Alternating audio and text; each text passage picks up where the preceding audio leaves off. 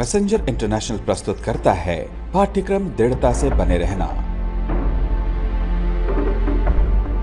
विपत्ति के सत्य और विश्वास में बने रहने वालों के अधिकार का खुलासा करती 12 अंशों की एक श्रृंखला। दृढ़ता से बने रहना पाठ्यक्रम में आपका स्वागत है। दूसरे सत्र में आप अपने राज्य करने की अधिकार और अपने जीवन में अनुग्रह के प्रभाव के बारे में जानेंगे, ताकि आप इस धरती पर यीशु की तरह ही जी सकें।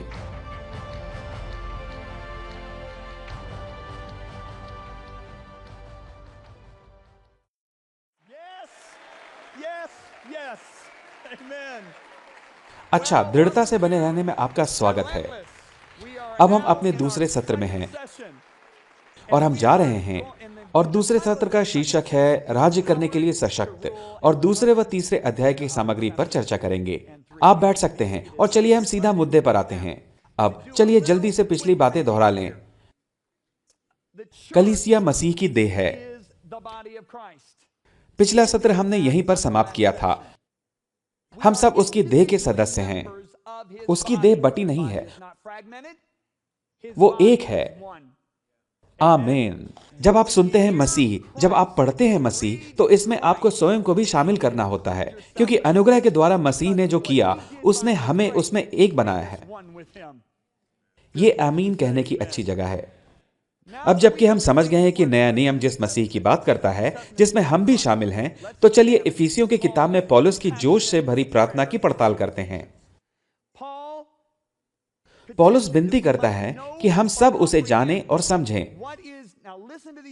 जरा उसके शब्दों को सुने, जो अगाध और असीमित और उत्कृष्ट महानता है। क्या आपने सुना? चलिए इसे दोबारा सुनते हैं। अगाध, आप इसे माप नहीं सकते। असीमित, इसकी कोई सीमा नहीं है। इसकी कोई सीमा नहीं है। क्या आप आमीन कहेंगे? यह कितना विशाल है। क्या यह सच नहीं? क्या आप सहमत हैं कि हमारे प्रभु यीशु मसीह महिमा के प्रभु के पास अगाध और असीमित शक्ति है जिसे मापा नहीं जा सकता? क्या आप सहमत हैं? कहें आमीन। क्या आप सहमत हैं कि केवल पिता को छोड़ यह सामर्थ्य संसार की हर शक्ति से कहीं बढ़कर है? क्या आप कहेंगे आमीन? लेकिन क्या आप यही बात अपने संबंध में कह सकते हैं? ओह, मुझे थोड़ा सा ओह सुनाई दिया। इससे भी जरूरी बात, क्या सचमुच आपको इस पर विश्वास है? यदि नहीं, तो आपने स्वयं को मसीह से अलग कर लिया है। क्या आप किसी दूसरी देह का हिस्सा हैं? क्या आप मसीह का हिस्सा नहीं हैं? आप कहते हैं, अब तो जॉन तुम कुछ ज्यादा ही बोल रहे हो। सचमुच? मैं आपके लिए पूरा वचन पढ़ना चाहूंगा, और उसकी सामर्थ्य हम में और हमारे लिए जो विश्वास करते हैं कितनी महान है। वो पूरा समय केवल हमारे बारे में कह रहा था। देखा परंपरा क्या कर देती है। पौलुस प्रार्थना करते समय हमारी ही बात कह रहा था। क्यों? क्योंकि हम मसीह का एक हिस्सा हैं। इसलिए जो सामर्थ्य उसमें है वो हम में भी है। ठीक है, चलिए इस प्रार्थना को आगे पढ़ते हैं।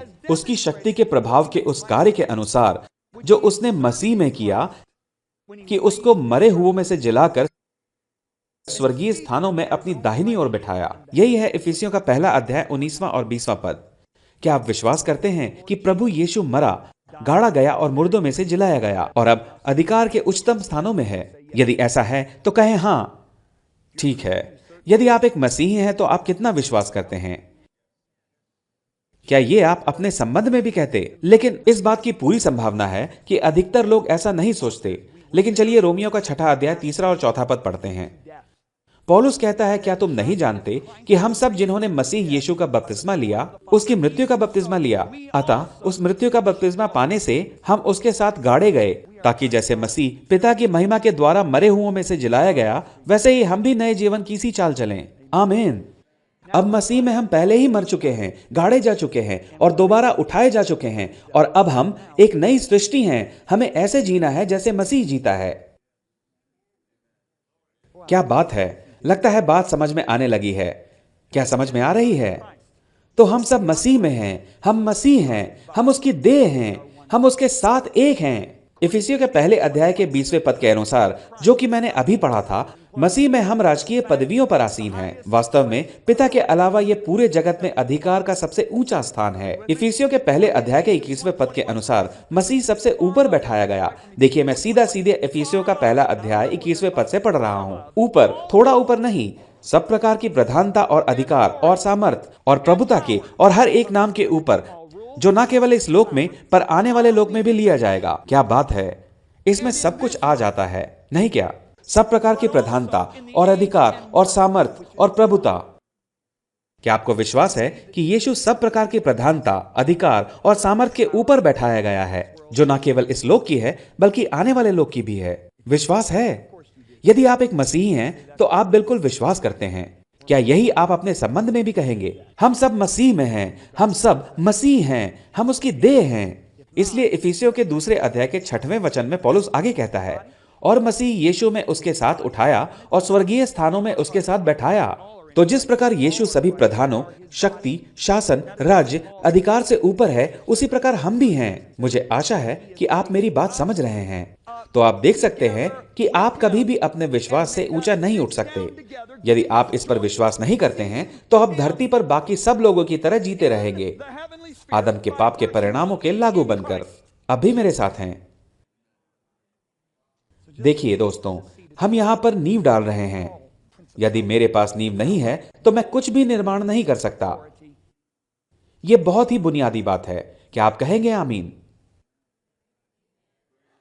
यही वो बात है जो यीशु ने कलवरी पर हमारे लिए की। ये मुझे हैरान कर देती है। अब सिर तो देह से नहीं काटी जा सकती है। हम सब एक साथ स्वर्गीय स्थानों में राज्य करने के अधिकार और शक्ति के स्थानों में बैठाए गए हैं। दूसरे शब्दों में कहें तो हम सब ऐसे स्थान में हैं जो इस धरती की शक्तियों से बहुत बहुत ऊपर है।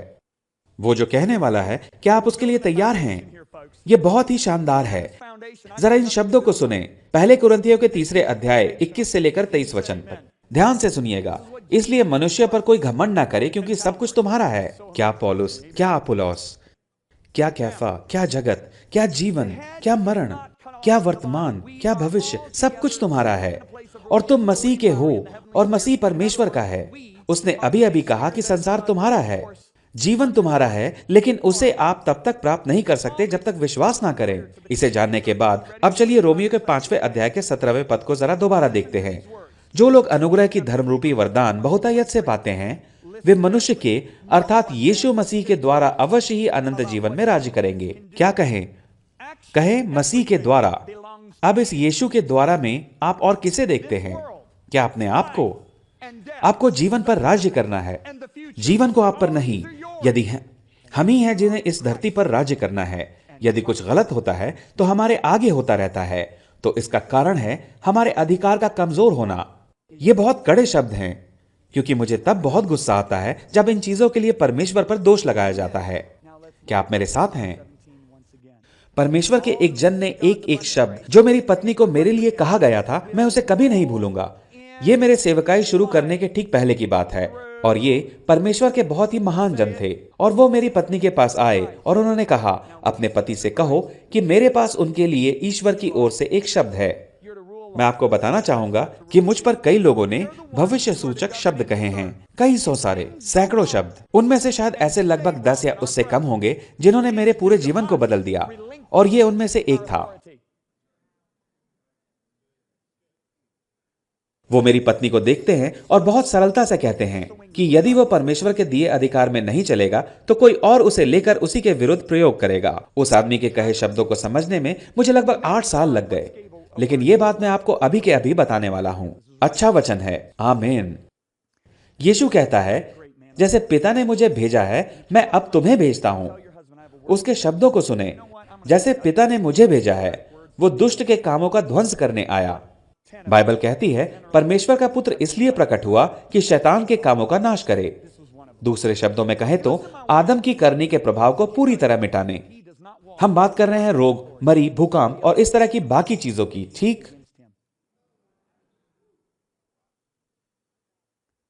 इसका उदाहरण यीशु से बेहतर कौन स्थापित कर सकता था? पतित जगत का उस पर अधिकार नहीं था, उसका सब पर प्रभुत्व था। जब तूफान ध्वंस करने आया, उसने उसके साथ बातें की।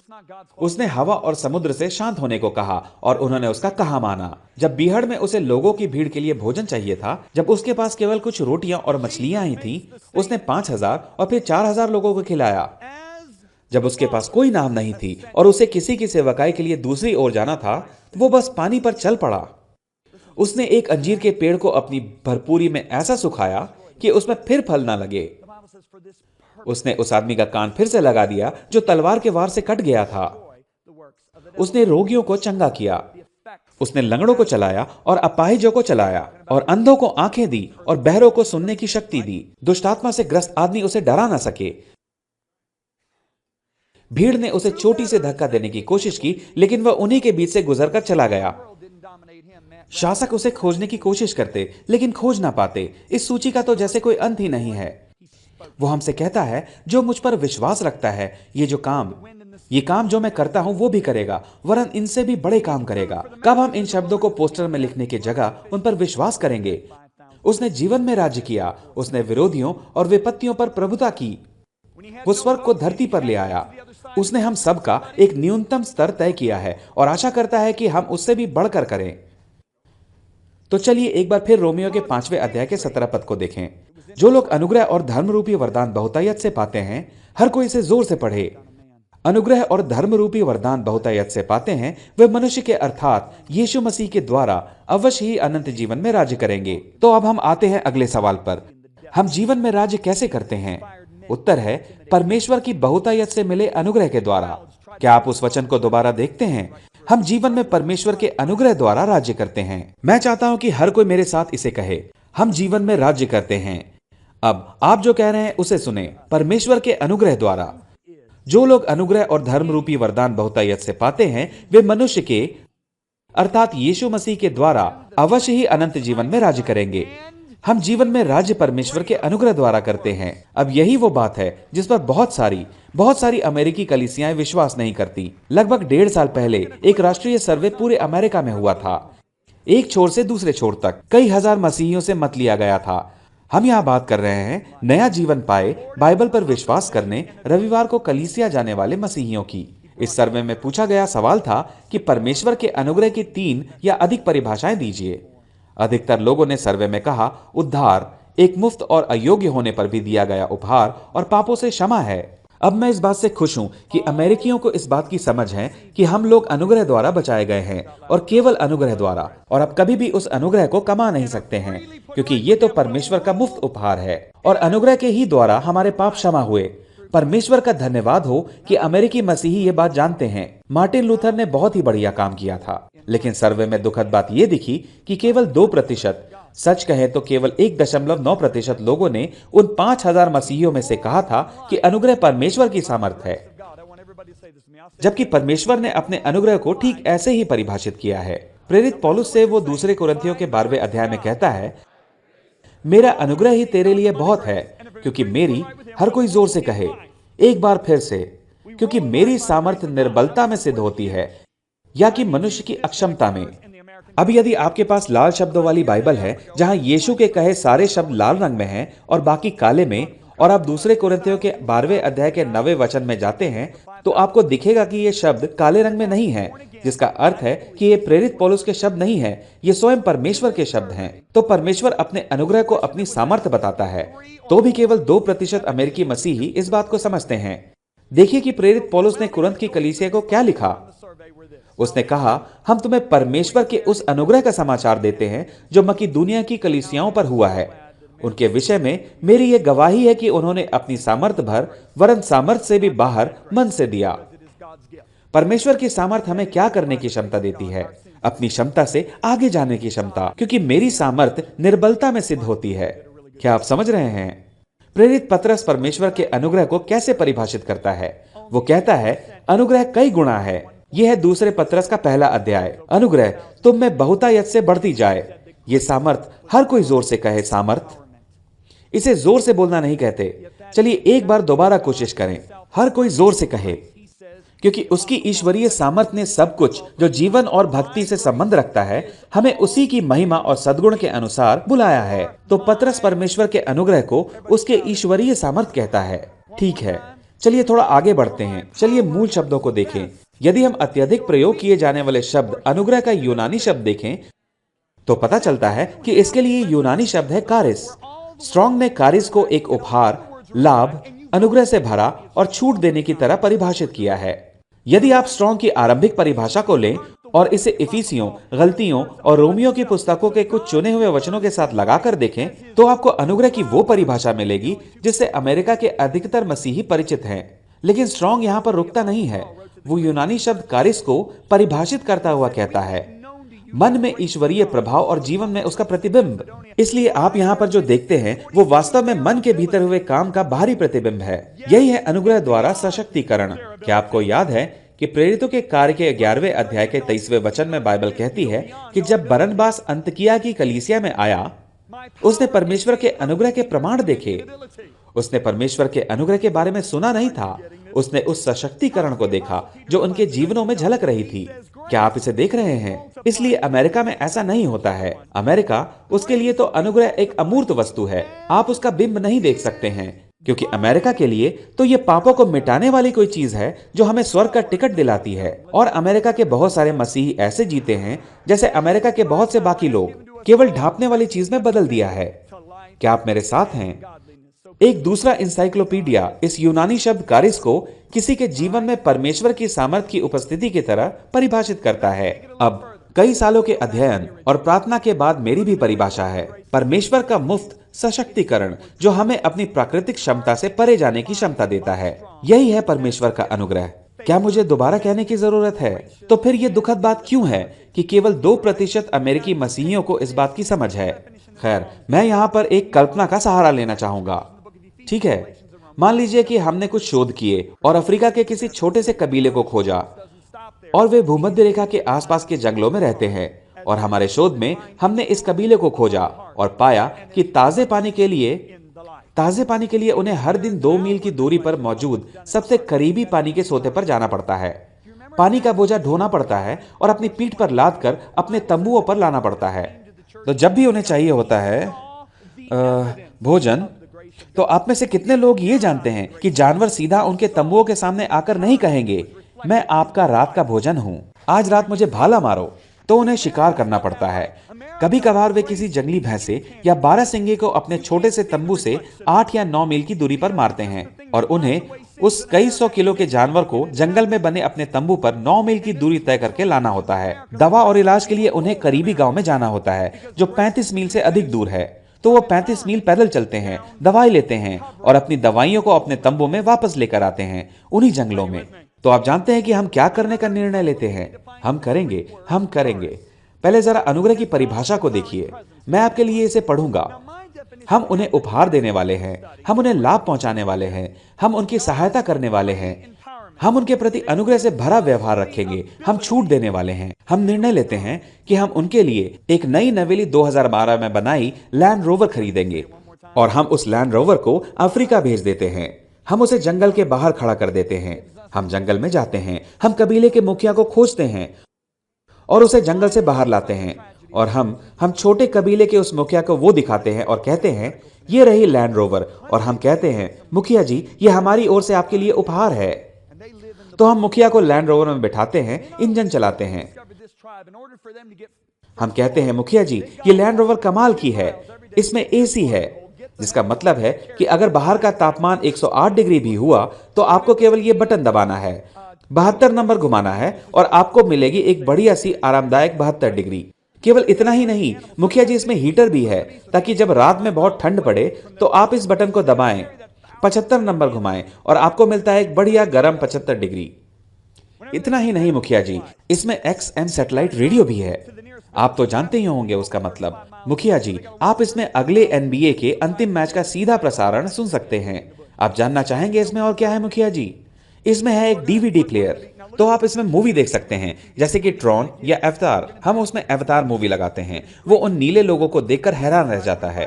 केवल इतना ही नहीं, इसमें तो सीडी प्लेयर भी है और हम यूनाइटेड वर्शिप सीडी निकालते हैं, बटन दबाते हैं और मुखिया आराधना के उन गीतों से मग्न हो जाता है जो उसकी गाड़ी में भर गए हैं। और हम उस कार से बाहर निकलते हैं और मुखिया पूछता है, इस गाड़ी के बदले में मैं आपको क्या दूं? ओह नहीं नहीं नहीं मुखिया जी, नहीं नहीं, कुछ नहीं, यह हमारी ओर से आपको उपहार है क्योंकि हम आपसे बहुत प्रेम करते हैं। और तब हम वहां से चले जाते हैं। लेकिन हमारे चले जाने के बाद हमें पता चलता है कि वे अब भी पानी भरने के लिए हर दिन पैदल जाते हैं और पानी को अपनी पीठ पर ढोकर लाते हैं। वे अब भी भारी भरकम जानवरों को 8 या 9 मील की दूरी तय कर पीठ पर लाद कर लाते हैं। वे अब भी इलाज की दवाओं के लिए 35 मील चलते हैं। क्यों? क्योंकि हम मुखिया जी को यह बताना भूल गए कि लैंड रोवर का बुनियादी काम तो लाने ले जाने का है। खैर, हम अमेरिका में कलीसियाओं को यह बताना भूल गए कि परमेश्वर के अनुग्रह का बुनियादी काम उसका सशक्तिकरण है। आप कहते हैं, जरा एक मिनट जॉन, आपने अभी अभी कहा असल, इसलिए मैं बाकी लोगों के साथ मिलकर ताली नहीं बजा पाता। आपने कहा बुनियादी परिभाषा। ओ सच, बुनियादी परिभाषा। जानते हैं, लगभग 1.5 साल पहले मैं अपने घर के आसपास प्रार्थना करता हुआ घूम रहा था। लीजा और बेटे कहीं गए हुए थे और मैं 30 मिनट तक प्रार्थना करता रहा और अचानक पवित्र आत्मा ने मुझसे एक ऐसा सवाल पूछा जो मैं कभी नहीं भूल सकूंगा। उसने कहा, बेटे, मैंने नए नियम की पुस्तक में अनुग्रह का परिचय कैसे दिया है? अब 14 पुस्तकें लिखने वाले एक लेखक होने के नाते यह सवाल मेरे लिए कुछ खास था, क्योंकि मैं जब भी किताब लिखता हूं और ऐसे किसी शब्द के बारे में सुनता हूं जिससे लोग परिचित नहीं होते, तो ऐसे में मुझे उसकी बुनियादी परिभाषा देनी होती है। पुस्तक में मैं बाद में दूसरी या तीसरी परिभाषा भी दे सकता हूं, लेकिन परिचय देते समय मुझे मूल परिभाषा ही देनी होती है। क्या आप मेरी बात समझ रहे हैं? मैं पक्का करना चाहूंगा कि हम सब बात को एक ही तरह से समझ रहे हैं। यदि मैं अफ्रीका के उस मुखिया को पत्र लिख रहा होता, तो आप जानते हैं कि मैं अपने पहले अनुच्छेद में क्या लिखता? मुखिया जी, हम आपको नई नवेली 2012 लैंड रोवर दे रहे हैं। इसका बुनियादी काम लाने ले जाने का है। अब आपको 2 मील चलकर पानी का बोझ ढोने की जरूरत नहीं है। आप इसे चलाकर वहां से ला सकते हैं। अब आपको भारी भरकम जानवरों को 9 मील तक चलकर अपने तंबू में नहीं लाना पड़ेगा। आप बस इसे चलाकर वहां ले जाएं और उसमें डालकर वापस ले आएं। क्या आप मेरी बात समझ रहे हैं? अब आपको सबसे करीबी गांव में 35 मील चलकर नहीं जाना पड़ेगा। आप बस उसे चलाकर ले जाएं और दवाएं डालकर वापस तंबू में ले आएं। मुझे यह सब बताने की जरूरत क्यों है? क्योंकि मुखिया जी ने पहले कभी कोई गाड़ी नहीं देखी थी। तब दूसरे अनुच्छेद में मैं उसे एसी और हीटर के बारे में बताता। तीसरा अनुच्छेद होता एक्सएम सैटेलाइट रेडियो के बारे में और चौथा अनुच्छेद होता डीवीडी और सीडी प्लेयर पर। लेकिन परिचय देते समय मैं उसकी बुनियादी परिभाषा ही बताता। सही है। खैर, प्रभु ने मुझसे वो सवाल किया, बेटे, मैंने नए नियम की पुस्तक में अनुग्रह का परिचय कैसे दिया है? और सचमुच मैंने कहा, मुझे नहीं पता।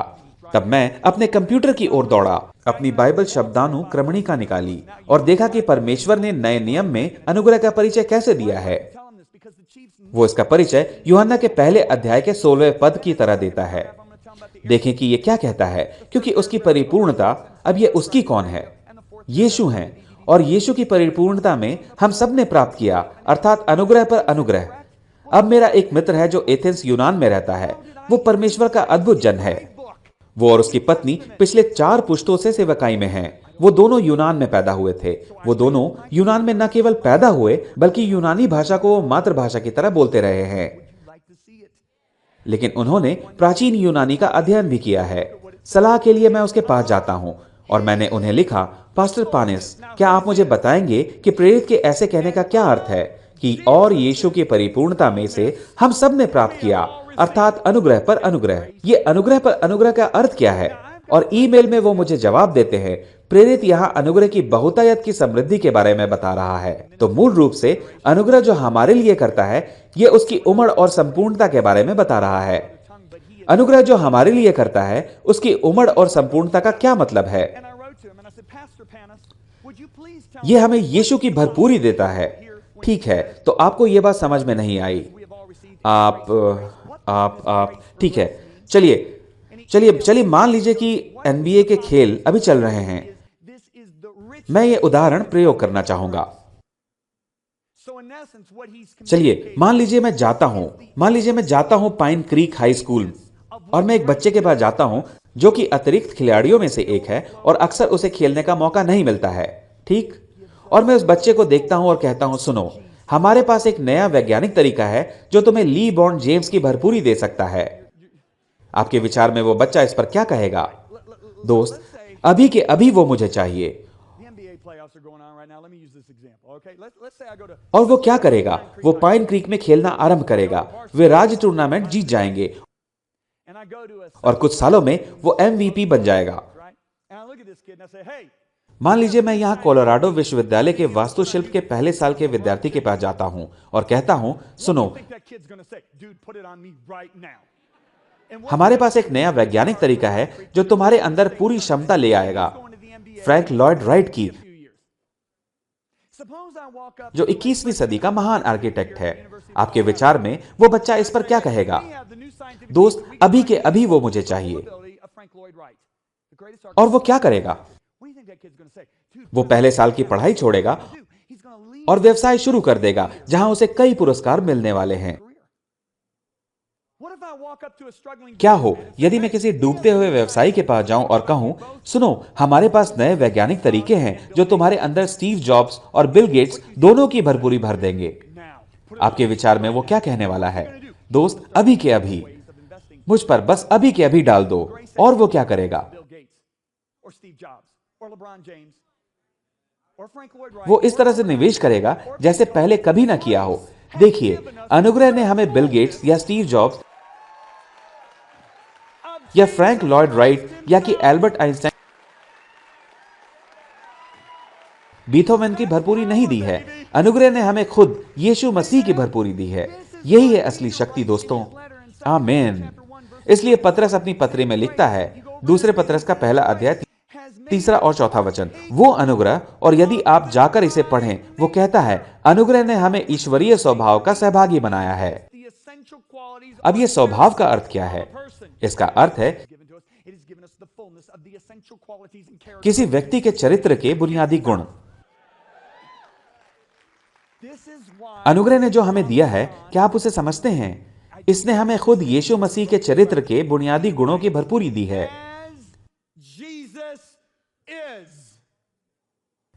यही कारण है कि प्रेरित यूहन्ना कहता है,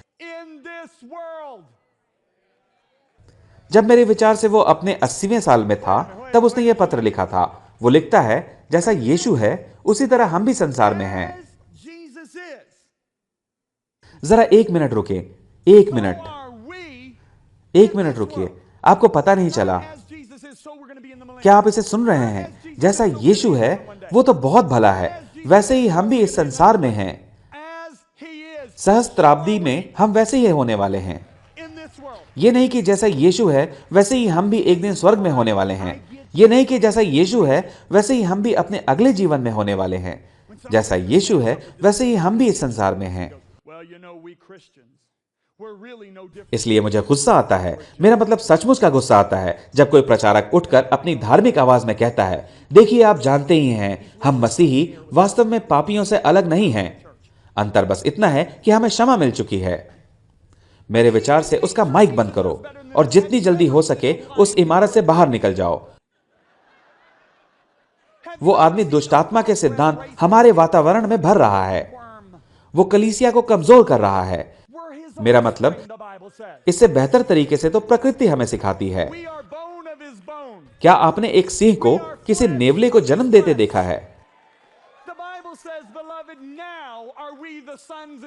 क्या आपने दौड़ने वाले अच्छी नस्ल के घोड़े को किसी लुंजपुंज से कीड़े को जन्म देते देखा है? हम उसकी संतान हैं।